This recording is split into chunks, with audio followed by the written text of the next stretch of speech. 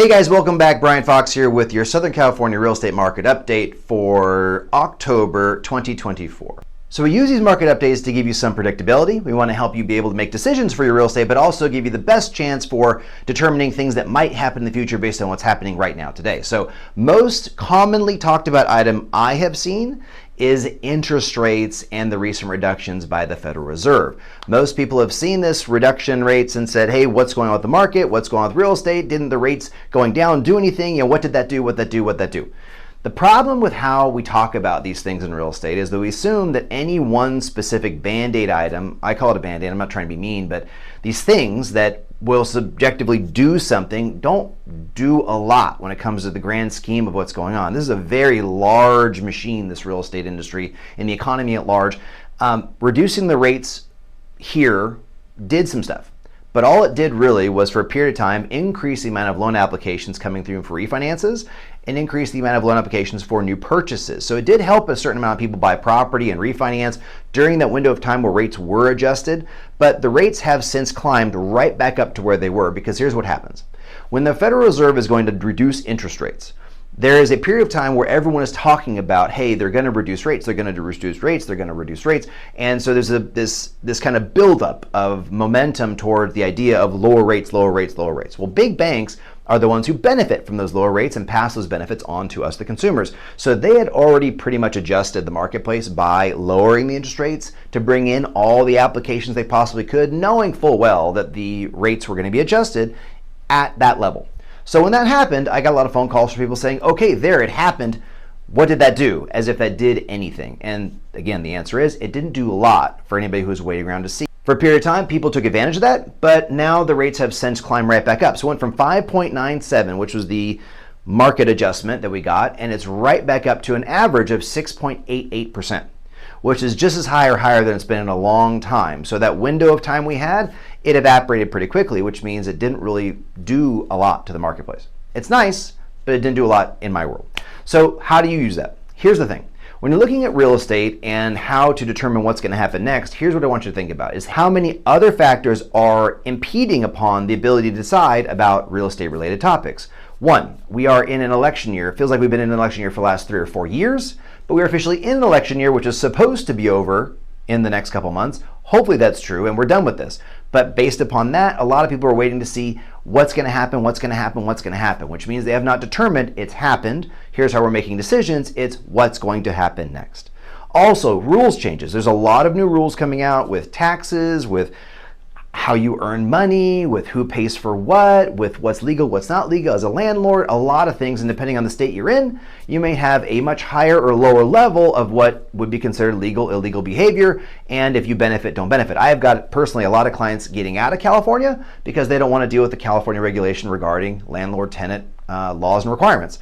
So those kinds of things. And finally, we are going into a winter season, which typically gets people into a different mindset of what they're concentrating on. But I think honestly, all those things compiled together is causing a really, really big storm of insecurity, indecision, a purgatory, if you will, of like, we don't know what's going on. And if we don't know what's going on, we can't really make much decisions about it. What I can tell you is, though, it is still a very busy real estate economy. We are very busy. We have a lot of new agents onboarding on a daily basis, and we have a lot of clients coming in to buy or sell on a daily basis. It's still very active. The collective difference is the psychology around it. A lot of people think it's not good, and a lot of people are acting as if it may not be good, but the people who are in real estate are still making very, very strong moves, decisions. Their behaviors are going towards doing more of real estate activity and therefore are making either money for it if you're a agent or a buyer seller, or they're taking advantage of it because there are opportunities out there because the psychology is down. I know that's a fire hose of stuff, but the point is it's still very strong. So how do you take this information and go and use it for your benefit? So if you're a seller, here's the thing. There's still a big need for good real estate. A lot of people still want to buy homes. The problem that sellers will get into is their pricing. Understanding what your property is worth based upon the demand set for it within the economy for which you're in is going to be the biggest thing you can understand or you can utilize to take advantage of that marketplace. If you're a buyer, same, but the other side of the coin. If you're a buyer, you have to look at the economy for which you are looking to buy in, understand what you are having to pay for and why, and should you have to pay that price, or is there some negotiability, and you'll have to determine that as you're looking at that product.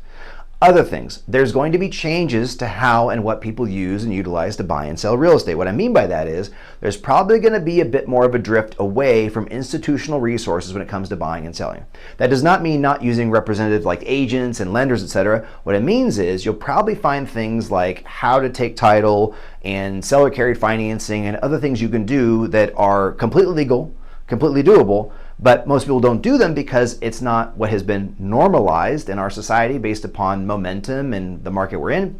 You're going to see new things come back up to the surface that we have not touched in a very long time because they have not been needed. Something like 20, 30 years ago, if you talk to anybody who was around in the real estate market, they'll have stories about sellers carrying financing. If you go to other states besides California, Southern California, like the Midwest, Wyoming, rural parts of Texas, Florida, places where the prices maybe not as high, you may see sellers sell a property and say, I'll carry the loan on the property for the next 5-10 years, and it's like $80,000 property. It's an example, but it is a reality. People will do that, and a lot of for sale by owners, etc. So you're going to see a lot more of that kind of economy growing. So if you're watching what to pay attention to as we move forward into this next year, is going to be this. Depending on who gets in office, there's going to be some changes to what you are going to pay attention to, what you're not, with regards to what's legal, what's not legal, what their intentions are. Do I think that's going to be the biggest impact on the real estate market for most of us on a day-to-day basis? Not entirely, depending on your state, no. But I do think the local municipalities and how they change the rules based upon that total psychology might. The good news is each state is run independently of the U.S. government unless they have an overlying law that is on top of us.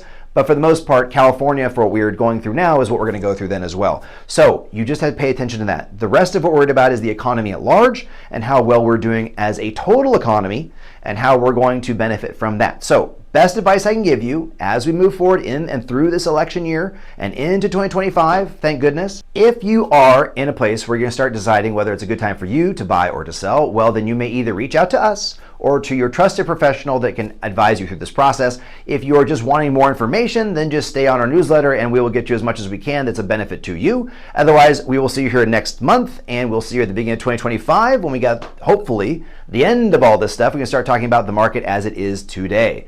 I'll see you here next time. I'll see you soon.